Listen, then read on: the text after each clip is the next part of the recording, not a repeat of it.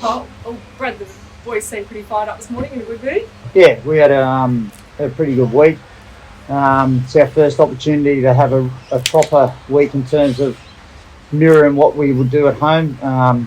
Salty done a really good job to get this facility for us where we're at now, and we spent the full day here Monday, Wednesday, and back here for a half day today. So it just feels a little bit like normality for us, and that'll be nice for us going into a game that's pretty important tomorrow. Is that about making a statement for you guys, turning things around against Manly? It's not so much. It's not so much a statement. It's more about us being the team that we want to be. We're not happy with our performance at the moment. We're a team that needs every 17 players contributing. We can't win games with 10 or 11 blokes contributing. So, and I take full responsibility for that. That's my job to make sure I've got 17 blokes on the same page every week and they know what their job is and they're executing their role. There's so much talk all the time about Tommy Turbo. How much have you addressed that this week? Oh, look. Recording in progress. The boys know what sort of player he is. And, everyone in the competition knows that he's one of the best in the competition. So they know most of his traits. I don't need to show them too much. Obviously, we need to have some focus around him. But they're a very good team and we can't just try and isolate Tommy. If we can do a good job on their forward pack, that might minimise the opportunities he gets. But at some stage, we know that he's going to break a tackle. We know that he's going to come up with a bit of class. We just got to be prepared to have a real positive reaction. And the reaction's about being together. Whatever we do, our response has got to be together. I suppose it's fair to say that Ricky knew how to get a side up. They were up last night, the Raiders. Everyone was sort of writing them off at the back end. He got them on their start last night, and the physicality last night was unbelievable against top of the table Storm. Yeah, they've done a really good job, and we're a similar team that the physicality is important to us. It's something that you just can't turn on. It's something that you've got to enjoy. And maybe over the last couple of weeks, we've been a bit reluctant to do that, and it's really important that for us to be at our best and for us to showcase what skill we do have and what type of team we have, we need to turn it on physically, and you need to enjoy doing it. You just can't go out there and be told to do it. You need to enjoy to do it. Just one last one from me, because I'm sure there's heaps. In terms of this week, has it been anything different other than you say you've come away, you've got your little section here at Runaway Bay? Anything different, given there was a bit of commotion over Gutherson and internal leaks and all the rest of it? Anything different this week? No, because we don't want to be an overreaction. We lost a couple of games. Two of those games out of the so over the last 4 or 5 weeks, two of those games we were right into the 80th minute and probably should have won those. And then the 2 last week, like I just talked about the physicality, we can take control of that. So we don't need to change anything. We know how to play. We know what we're going to do. We've got to do what is important to us and what works for us. But like I said, I think a bit of normality this week should help. And that's not an excuse for what's happened in the last couple of weeks anyway. But, it's good to have that normality again. Is that it? Yep, over to Zoom, guys. What have you made of it on the last week, BA? Just, I guess, the spotlight has been on yourself, been on the club, and I guess the last, the form of the team. Oh, Scott, I've been in the job 8 years now, and every year at some stage, and we hadn't even played a game at the start of the year, and there was already, some conjecture around my position. I'm fully aware of the responsibilities that go with being a head coach, and I'm prepared for, any consequences that go with it when the team's not playing bad, when the team's playing poorly. So it's just what it is, mate.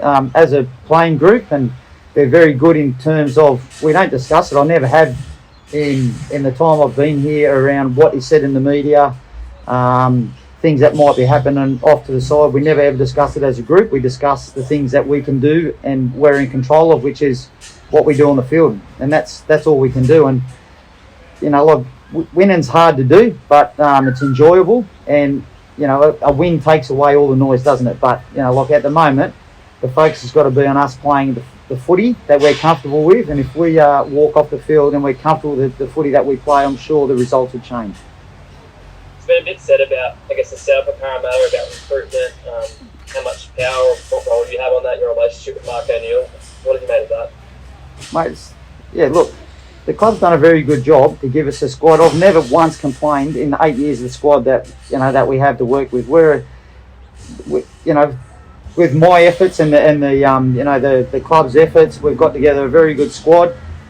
We're a blue collar workman type squad where we need all 17 players each week to do their job, and if we do that, we go a long way towards winning games of footy.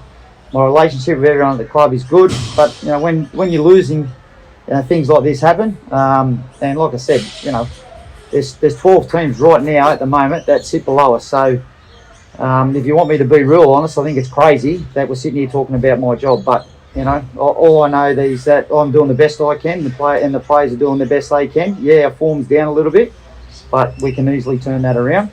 But like I said, I'm fully aware of the consequences and the reliability and the actions that we have.